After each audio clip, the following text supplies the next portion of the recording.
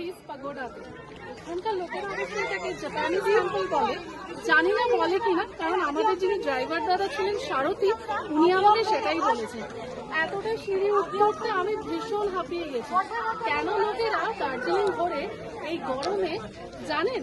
Just আপনারা দেখুন আমার সাথে ভিউটা।